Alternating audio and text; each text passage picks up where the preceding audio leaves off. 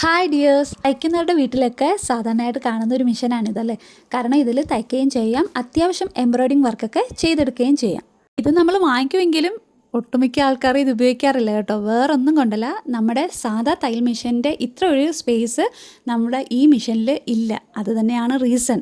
നമ്മുടെ നോർമൽ മെഷീനിൽ തയ്ച്ച് ശീലിച്ചവർക്ക് പെട്ടെന്ന് ആ സ്പേസ് അങ്ങ് പോയിട്ട് ഈ മെഷീനിലോട്ട് വരുമ്പോഴത്തേക്കും ഒരു പ്രയാസം പോലെയാണ്. എനിക്കങ്ങനെ ഉണ്ട്, അതുകൊണ്ടാണ് പറയുന്നത്. ആമസോണിലും ഫ്ലിപ്കാർട്ടിലൊക്കെ ഇതിൻ്റെ എക്സ്റ്റൻഷൻ ടേബിൾ കിട്ടും.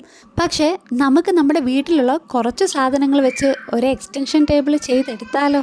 വലിയ വില കൊടുത്തൊന്നും ഒരു സാധനവും നമുക്ക് ഇതിന് വേണ്ടിയിട്ട് മേടിക്കേണ്ട. കൂടിപ്പോയാൽ ഒരു 200 രൂപയ്ക്കകത്ത് തന്നെ നമുക്ക് ഈ എക്സ്റ്റൻഷൻ ടേബിൾ ചെയ്തെടുക്കാൻ പറ്റും. നമ്മൾ ഈ തയ്യൽ മെഷീൻ മേടിക്കുമ്പോൾ ഈ കാർബോണിൻ്റെ അകത്ത് 2 തെർമോക്കോൾ കാണും അല്ലേ. അപ്പോൾ ആ തെർമോക്കോൾ വെച്ചാണ് നമ്മൾ ഈ എക്സ്റ്റൻഷൻ ടേബിൾ ചെയ്തെടുക്കുന്നത്. ആ തെർമോക്കോൾ തന്നെ വേണമെന്നില്ല, നിങ്ങൾക്ക് തെർമോക്കോൾ വേറെ ഉണ്ടെങ്കിൽ അതെടുക്കാം.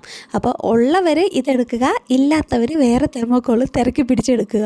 ആദ്യം നമ്മൾ ചെയ്യാൻ പോകുന്നത് ഇതിൻ്റെ മെഷർമെൻറ്റ് എടുക്കലാണ്. നമ്മുടെ തയ്യൽ മെഷീന് എത്ര പൊക്കം ഉണ്ടെന്ന് അടയാളപ്പെടുത്താനാണ്. അതിൻ്റെ ഒരേ ലെവലിന് വേണം നമുക്ക് ഈ എക്സ്റ്റൻഷൻ ടേബിളും നിൽക്കാനായിട്ടല്ലേ. അപ്പോൾ അതിന് വേണ്ടിയിട്ട് ഞാനതിൻ്റെ മെഷർമെൻറ്റ് എടുത്തു. ആ എടുക്കുന്ന മെഷർമെൻറ്റിൻ്റെ ആക്യുറേറ്റ് മെഷർമെൻറ്റ് ഇതിലെടുക്കരുത്. ഒരു 1/4 ഇഞ്ച് കുറച്ച് വേണം നമ്മൾ തെർമോക്കോൾ കട്ട് ചെയ്യാനായിട്ട്. കാരണം ഈ തെർമോക്കോൾ നമ്മൾ ചെയ്തെടുക്കുമ്പം ഇതിൻ്റെ പുറത്തായിട്ട് ഒരു കാർഡ്ബോർഡും കൂടെ നമ്മൾ സെറ്റ് ചെയ്യുന്നുണ്ട്. അപ്പോൾ ആ കാർഡ്ബോർഡിൻ്റെ വീതി പൊക്കം എത്രയാണെന്ന് മനസ്സിലാക്കിയതിന് ശേഷം ആ കാർഡ്ബോർഡിൻ്റെ പൊക്കം നമ്മൾ ഇതിൽ നിന്നും കുറച്ച് വെട്ടണം. അപ്പോൾ അതിന് വേണ്ടിയിട്ടാണ്, എൻ്റെതൊരു 1/4 ഇഞ്ചേ ഉള്ളൂ, അതുകൊണ്ടാണ് ഞാൻ 1/4 ഇഞ്ച് കുറച്ച് ഈ തെർമോക്കോൾ വെട്ടിയെടുക്കുന്നത്. ഞാനിവിടെ 2 തെർമോക്കോളാണ് എടുക്കുന്നത്.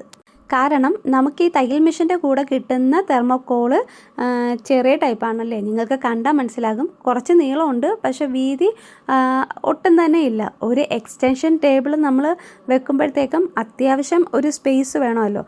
അപ്പോൾ അതിന് വേണ്ടിയിട്ട് നമ്മൾ 2 തെർമോക്കോൾ ഒരുമിച്ച് സെറ്റ് ചെയ്തിട്ടാണ് ഈ എക്സ്റ്റൻഷൻ ടേബിൾ തയ്യാറാക്കുന്നത്. അപ്പോൾ നമ്മൾ നമ്മുടെ തെർമോക്കോൾ വെട്ടിയെടുത്ത് കഴിഞ്ഞു. ഇനി നമുക്ക് വേണ്ടത് നമ്മുടെ ഈ തയ്യൽ മെഷീനിലെ ഈ ഒരു ഭാഗമാണ്. ഈ ഒരു ഷേപ്പ് നമുക്ക് കിട്ടണം. ഈ ഒരു ഷേപ്പ് കട്ട് ചെയ്തെടുത്താലേ നമ്മുടെ തെർമോക്കോൾ ഇതിൽ സെറ്റായിട്ട് ഇരിക്കത്തുള്ളൂ. അപ്പോൾ അതെങ്ങനെയാണ് നമുക്ക് ഷേപ്പ് ചെയ്തെടുക്കേണ്ടതെന്ന് നോക്കാം. നമ്മുടെ ഈ തയ്യൽ മെഷീനിൽ ഇതുപോലെ ഒരു അഡീഷണൽ പാർട്ട് നമുക്കുണ്ടല്ലേ. ഇതുപോലെ നമുക്ക് ഊരാനും അത് നമുക്ക് സെറ്റ് ചെയ്യാനും സാധിക്കും. പക്ഷെ നമുക്ക് ഇത് വേണ്ട, ഇത് ഒഴിവാക്കിയിട്ട് വേണം നമ്മുടെ എക്സ്റ്റൻഷൻ ടേബിൾ നമ്മൾ സെറ്റ് ചെയ്യുന്നത്. അപ്പോൾ നമുക്ക് ഇത് മാറ്റിയിട്ട് ബാക്കിയുള്ള ഷേപ്പാണ് നമ്മുടെ തയ്യൽ മെഷീനിൽ നമ്മൾ എടുക്കേണ്ടത്. അപ്പം നമ്മൾ ആ ഷേപ്പിംഗ് മാർക്ക് ചെയ്യാൻ വേണ്ടിയിട്ട് ഞാൻ ഇതുപോലെ ഒരു പ്ലെയിൻ പേപ്പർ എടുത്തിട്ടുണ്ട്. ഈ ഒരു പ്ലെയിൻ പേപ്പർ വെച്ചാണ് നമ്മൾ ഇതിൻ്റെ ഷേപ്പ് മാർക്ക് ചെയ്യുന്നത്. ഈ പ്ലെയിൻ പേപ്പർ ഇതുപോലെ ഒന്ന് സെറ്റ് ചെയ്ത് വെച്ച് കൊടുക്കുക. സെറ്റ് ചെയ്ത് വെച്ചതിന് ശേഷം ആ ഫൂട്ടൊന്ന് പ്രസ് ചെയ്ത് കൊടുക്കുക. കാരണം അതവിടെ ലോക്കായി ഇരിക്കാൻ വേണ്ടിയിട്ടാണ്. നമ്മൾ ഷേപ്പ് ചെയ്യുമ്പോഴത്തേക്കും പേപ്പർ അങ്ങോട്ടും ഇങ്ങോട്ടും മൂവ് ആവാതെ ഇരിക്കാൻ വേണ്ടിയിട്ടാണ് നമ്മളത് ലോക്ക് ചെയ്ത് കൊടുക്കുന്നത്.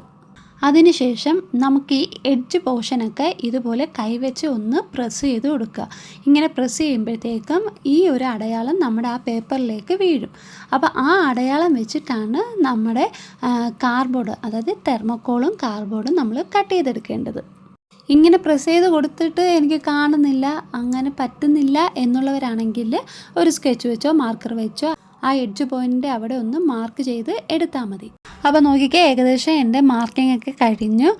ഞാൻ മാർക്ക് ചെയ്തെടുത്ത പേപ്പർ നിങ്ങൾക്ക് കാണാൻ പറ്റും. ഞാൻ ഷേപ്പ് ചെയ്തെടുത്തിരിക്കുന്നത് ആ പേപ്പറിൽ അതുപോലെ തന്നെ പതിഞ്ഞിട്ടുണ്ട്.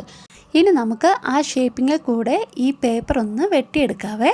അളവൊന്നും മിസ്സാവാതെ കൃത്യമായിട്ട് തന്നെ വെട്ടിയെടുക്കാൻ ശ്രദ്ധിക്കണേ. അപ്പോൾ നമ്മുടെ കട്ടിങ് കഴിഞ്ഞു. ഇനി ഈ ഒരു ഷേപ്പ് നമ്മുടെ തെർമോക്കോളിൽ വെച്ച് ഒന്ന് അടയാളപ്പെടുത്തിയെടുക്കുക. അടയാളപ്പെടുത്തിയതിന് ശേഷം ആ തെർമോക്കോൾ ഈ ഒരു ഷേപ്പിൽ കട്ട് ചെയ്തെടുക്കാവേ. അപ്പോൾ നമ്മുടെ തെർമോക്കോൾ ആ ഒരു ഷേപ്പിൽ നമ്മൾ കട്ട് ചെയ്തെടുത്തു. ആ കട്ട് ചെയ്തത് കറക്റ്റാണോ ഇല്ലയോ എന്ന് നമുക്ക് ആ മെഷീനിലൊന്ന് സെറ്റ് ചെയ്ത് വെച്ച് നോക്കാം. കറക്റ്റായിട്ട് നമുക്ക് അവിടെ അത് സെറ്റായി കിട്ടിയിട്ടുണ്ട്. ഓക്കെ, ഇനി അടുത്ത സ്റ്റെപ്പ് എന്താണെന്ന് നോക്കാം. ഞാൻ ആദ്യമേ പറഞ്ഞിട്ടുണ്ടായിരുന്നു, നമ്മുടെ തെർമോക്കോൾ ചെറിയൊരു തെർമോക്കോളാണ്. അപ്പം നമ്മുടെ ടേബിൾ സെറ്റ് ചെയ്യുമ്പോൾ കുറച്ച് വീതി വേണം എന്നുള്ളത് കൊണ്ട് ഞാൻ ഈ 2 തെർമോക്കോളും കൂടെ ഒന്നായിട്ട് സെറ്റ് ചെയ്യാൻ പോവുകയാണ്. അപ്പോൾ ഞാൻ ഈ 2 തെർമോക്കോളും കൂടെ ഒന്ന് ടേപ്പ് വെച്ച് നല്ലതുപോലെ ഒന്ന് ചുറ്റിയെടുക്കുവാണ്. നിങ്ങളുടെ കയ്യിലുള്ള തെർമോക്കോൾ വലിയ തെർമോക്കോളാണെങ്കിൽ ഇതിൻ്റെ ആവശ്യമൊന്നും വരില്ല. ചെറുതാണെങ്കിൽ നമ്മുടെ പീസൊക്കെ വെച്ച് ഇതുപോലെ ഒന്ന് ടേപ്പ് ചെയ്ത് സെറ്റ് ചെയ്തെടുത്താൽ മതി കേട്ടോ. ഇനി നമ്മൾ ചെയ്യാൻ പോകുന്നത്, നമ്മൾ ഈ ചുറ്റിയെടുത്ത ഈ തെർമോക്കോളിൻ്റെ പുറത്ത് ഒരു കാർഡ്ബോർഡ് ഒട്ടിച്ചു കൊടുക്കുവാണ്. കട്ടിയുള്ള കാർഡ്ബോർഡാണെങ്കിൽ നല്ലത്, കട്ടിയില്ലാതെയാണെങ്കിൽ 2 ചേർത്ത് വെച്ച് ഒട്ടിച്ചു കൊടുക്കാൻ നോക്കുക. എനിക്ക് കിട്ടിയ കാർഡ്ബോർഡ് അത്യാവശ്യം കട്ടിയുള്ളതായതുകൊണ്ട് ഞാൻ ഒരൊറ്റ കാർഡ്ബോർഡാണ് ഒട്ടിച്ചു കൊടുക്കുന്നത്. ഈ കാർഡ്ബോർഡിലും നമ്മൾ തെർമോക്കോളിൽ കട്ട് ചെയ്തെടുത്ത ആ ഒരു പോർഷൻ്റെ ആ ഭാഗമില്ലേ, ആ ഒരു ഭാഗം നമ്മുടെ ഈ കാർഡ്ബോർഡിൻ്റെ അവിടെയും കട്ട് ചെയ്ത് കൊടുക്കണേ. അങ്ങനെ കട്ട് ചെയ്ത് കൊടുത്തതിന് ശേഷം നമുക്ക് ഈ കാർഡ്ബോർഡും ഈ തെർമോക്കോളും കൂടെ ഒന്ന് ചുറ്റിയെടുക്കാവേ. നമ്മൾ ഈ തെർമോക്കോളും കാർഡ്ബോർഡും കൂടെ ഗം വെച്ചൊന്നും ഒട്ടിച്ചു കൊടുക്കാൻ നിൽക്കരുത്. ഇതുപോലെ ടേപ്പ് വെച്ച് ചുറ്റി തന്നെ എടുക്കണം. കാരണം ഇങ്ങനെ ടേപ്പ് വെച്ച് നമ്മൾ ചുറ്റി എടുക്കുകയാണെങ്കിൽ ഇത് കുറച്ച് സ്ട്രോങ് ആയിട്ടിരിക്കും. അതിന് വേണ്ടിയിട്ടാണ്. കാരണം കുറച്ച് നാൾ ഈട് നിൽക്കാൻ വേണ്ടിയിട്ടാണ് ഇങ്ങനെ ചെയ്യുന്നത്. നമ്മൾ ഗമ്മൊക്കെ വെച്ച് ഒട്ടിക്കുവാണെങ്കിൽ അതിൻ്റെ പിടുക്കം അങ്ങ് വിട്ടുപോകും. അതുകൊണ്ടാണ് നമ്മൾ ഈ ടേപ്പ് വെച്ച് ചുറ്റിയെടുക്കാൻ പറയുന്നത്. അങ്ങനെ നമ്മുടെ എക്സ്റ്റൻഷൻ ടേബിളിൻ്റെ അവസാന ഘട്ടത്തിൽ എത്തി നിൽക്കുകയാണ്. അവസാനമായിട്ട് ഇതൊന്ന് മോടി പിടിപ്പിക്കാൻ പോവുകയാണേ. മോടി പിടിപ്പിക്കാൻ താല്പര്യമുള്ളവർ മാത്രം മോടി പിടിപ്പിച്ചാൽ മതിയേ. അല്ലാത്തവർ ഇതുപോലെ തന്നെ ഉപയോഗിക്കാം. അല്ലെങ്കിൽ ഇതിൻ്റെ പുറത്ത് ഒരു പേപ്പറോ പ്ലെയിനായിട്ടൊരു പേപ്പർ ഒട്ടിച്ചു കൊടുത്താലും മതി. അപ്പം ഞാനിതൊന്ന് മോടി പിടിപ്പിച്ചിട്ട് വരാവേ. അങ്ങനെ എൻ്റെ മോടി പിടുത്തമൊക്കെ കഴിഞ്ഞു കേട്ടോ. ഇനി നമുക്ക് ഇതിൻ്റെ അവസാന ലുക്ക് എങ്ങനെയുണ്ടെന്ന് നോക്കാം. നോക്കിക്കേ, നല്ല രസമുണ്ട് കേട്ടോ. എനിക്ക് നല്ലതുപോലെ ഇഷ്ടപ്പെട്ടു. നമ്മൾ ആ കട്ട് ചെയ്തെടുത്ത എല്ലാം കറക്റ്റ് പെർഫെക്റ്റ് തന്നെ ആ മിഷനിൽ മാച്ച് ചെയ്ത് ഇരിപ്പുണ്ട് കണ്ടോ. യാതൊരു മിസ്മാച്ചിങ് ഇതിലില്ല. അപ്പം നമുക്ക് ഇതുപോലെ ഒരു എക്സ്റ്റൻഷൻ ടേബിൾ ഉണ്ടാക്കിയെടുക്കാൻ വളരെ എളുപ്പമാണ്. ഒരു പാടുമില്ല. വെറുതെ എന്തിനാണ് ആമസോണിലും ഫ്ലിപ്കാർട്ടിലൊക്കെ 1500 2000 ഒക്കെ കൊടുത്ത് ഒരു എക്സ്റ്റൻഷൻ ടേബിൾ മേടിക്കുന്നത്? നമുക്കിങ്ങനെ ചെയ്തെടുത്താൽ പോരെ. നിങ്ങൾക്ക് ഇതുപോലെ ഒരു മെഷീൻ ഉണ്ടെങ്കിൽ നമുക്കൊരു എക്സ്റ്റൻഷൻ ടേബിൾ മേടിക്കുന്നതിന് പകരം ഇതുപോലെ ഒന്ന് ചെയ്തെടുത്ത് നോക്കുക. നിങ്ങൾക്ക് വളരെ ഉപകാരപ്രദമായിരിക്കും. അങ്ങനെ ഇഷ്ടപ്പെട്ടെങ്കിൽ ഒന്ന് ലൈക്ക് ചെയ്തേക്കണേ.